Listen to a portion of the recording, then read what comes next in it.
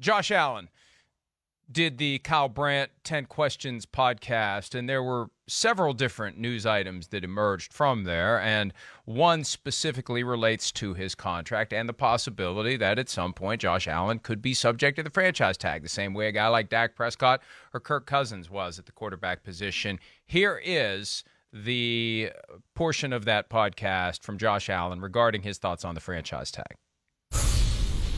You love Cantaloupe. You love Will Ferrell. How do you feel about the words franchise tag? You. The opposite of cantaloupe, right?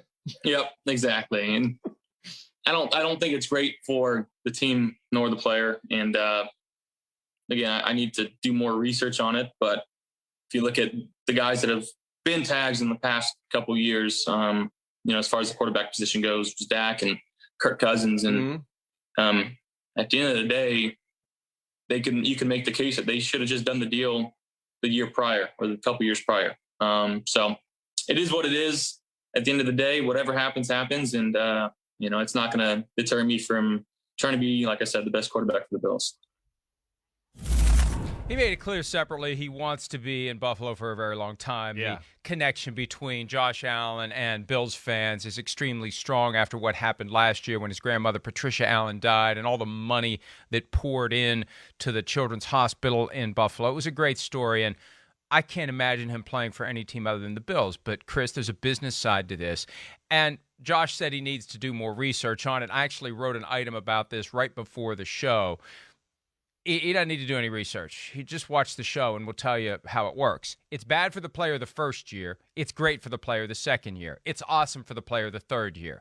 Because the first year, you assume the injury risk. You assume the ineffectiveness risk, that you're going to go Carson Wentz all of a sudden, and they're not going to want you the next year, and then no one else is going to want to give you big money. That's the risk you assume for that one-year payday. But it's a pretty good payday. Yes. Year two, you've got them backed into a corner. You've got them over a barrel. You've got them under a barrel. You've got them in the barrel. That's like Dak Prescott had with the Cowboys. Like you're talking, that's where Josh it becomes saying. Yeah. If the team really wants the guy. Right. For Washington, they were just content to say, you're right, we'll pay Kirk Cousins one more year and then let him walk away. But if you really want the guy, you have all the leverage then, because you can say, I'll go year to year for one more year, and next year I'll be a free agent because you're not going to give me a 44% raise over my second franchise tag. It becomes astronomical. It's cost prohibitive at that point. So bad for the player the first year, great for the player the second year. That's all you need to know, Josh. And the point is, it never should get to that if the Bills know he's the guy. Yes. Once you know he's the guy, that's the lesson the Cowboys learned the hard way. Once you know he's the guy, it's only going to get more expensive the longer you wait. Yeah, well, I mean, to me, the big thing is, and listen, I'm a little biased towards this talk a little bit. I don't like the franchise tag. I mean, of course not. I mean, yes, and your points are all real. I'm not trying to deny any of that. Quarterbacks can get away with it a little bit more than other positions out on the football field.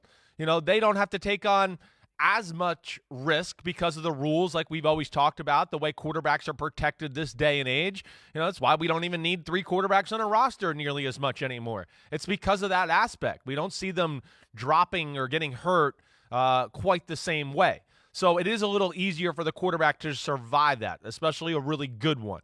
But, for the other guys, again, it's just it's such a brutal sport. And you only got like a short period of time to really strike it rich and really take advantage of all your talents to, accumulate wealth that could take care, yes, of your family for generations and do things like that. And the big thing is, like I said, I mean, the average NFL career is 3 years. I mean, so you only have that short period of time. And to me, it's for the other positions that's scary. And I wish they could find, something for those guys. We've talked about this a lot. Hey, you're one of the best in the world at what you do, but we're not going to give you any security yet. We're going to give you a lump sum and make you prove it to us one more year and take tremendous risk. Hope you don't tear your ACL or blow out your shoulder or do something like that. And that's where I hate it. And, of course, I'm a guy that came from being high-tendered and got really badly hurt and never got a chance to really get back to the negotiating table quite the way I wanted to, at least. Yeah, it's unfortunate, and players can hate it, agents can hate it, but it's never going away because the league negotiated for it back in 1993. And even if the league would put it on the table in CBA talks, I think what the league would want for it would be so much that the NFLPA would never agree to that ask from the league. And again, we may not go through this issue because I think everybody signed either their franchise tender or a long-term contract. I don't think there's anybody. There are guys out there who signed a one-year tender who could still do a long-term deal, but they're not holding out. They're not under contract. But the thing to remember, if the franchise tag is used on a player, the player has a lot of rights under the CBA. We learned that with Le'Veon Bell. There are a lot of things you can do. You don't have to show up. You can show up just before the start of the regular season and get your full pay. You can sit out a full year and become a free agent the next year, although it didn't work out incredibly well for Le'Veon Bell over the long haul. Right. Those are other devices available. Fans get mad and teams get mad. That was the one thing that upset me about the way the Steelers handled Le'Veon Bell. The things he was doing, given his rights under the CBA, because they activated the franchise tag. They were miffed at him. Hey, Steelers, you're the ones that lit this fuse. You're the ones that used the franchise tag. So it's good to see that players in recent years have been willing to say, wait a minute, you're going to activate a device that keeps me off the market, because that's ultimately what it is. Right. I'm going to do things under the CBA that I have in my power to apply leverage to you. Yeah. So for Josh Allen, bottom line is you should have a deal before it even gets to the point of the franchise tag. Think so. But you and I agree, for quarterbacks especially, because the injury risk is lower, even for a guy like Josh Allen who moves around. Yeah. You get tagged. You've unlocked step one to potentially getting either a huge contract or getting to pick your next team if you decide you want to move on. Yeah, that's exactly right. That is. I mean, let me ask you this. Do you think there's any way this ever gets tweaked in some way, again, too? Because there are teams, to your point, where these are players they want to keep at times. They want to keep them. They can't balance the checkbook, whatever else. The guy's asking for a lot of money, so they franchise tag him just to kind of, push the conversation down the road. But then, like you always talk about, they get through that year healthy, and then now it's the second year of the franchise tag, and it became way more expensive. Do you think there's ever a day in the age where they come up with kind of like the NBA rule, where it's like you're a superstar here, and instead of the franchise tag, I wish they could come up with some formula for a guy and be like, your contract doesn't count dollar for dollar. It's 80 cents to the dollar. We've franchise tagged you, which means if we gave you $100 million contract, it really only means it counts $80 million against the salary cap. You know what I'm saying? Do you think we'll ever get to that type of thing? Probably not, because the salary cap is going to explode so much over the course of the next decade that there won't be enough teams looking for relief from the way the salary cap is structured. Yeah. This year has been an aberration because of the pandemic, and you've got teams scrambling to get under the cap, but it really wasn't that many. There were still a lot of teams that had huge margins, that they had money available to burn this year.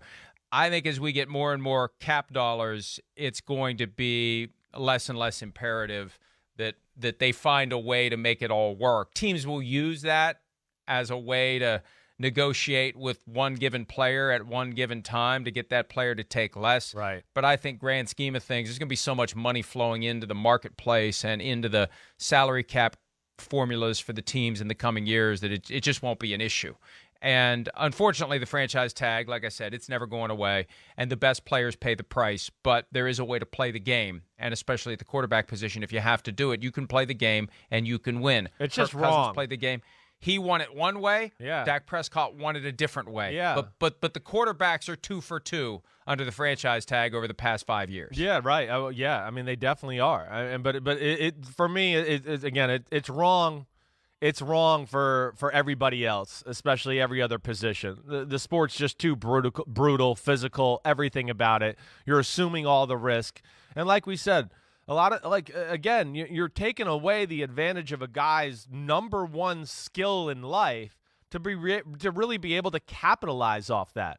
And I know life's not fair to everybody and everything like that. I get that, but that's where I don't like it. And then, of course, there's the owners who are just going to continue to make more and more money, and the league's going to make more and more money, and all of those type of things, and they're just going to keep going and going and going, and we know how great the NFL is. But, yeah, I just, as a player, that franchise tag always bothered me. Hi, I'm Mike Tirico, and thanks for watching. Make sure to hit subscribe for the latest news and highlights from NBC Sports.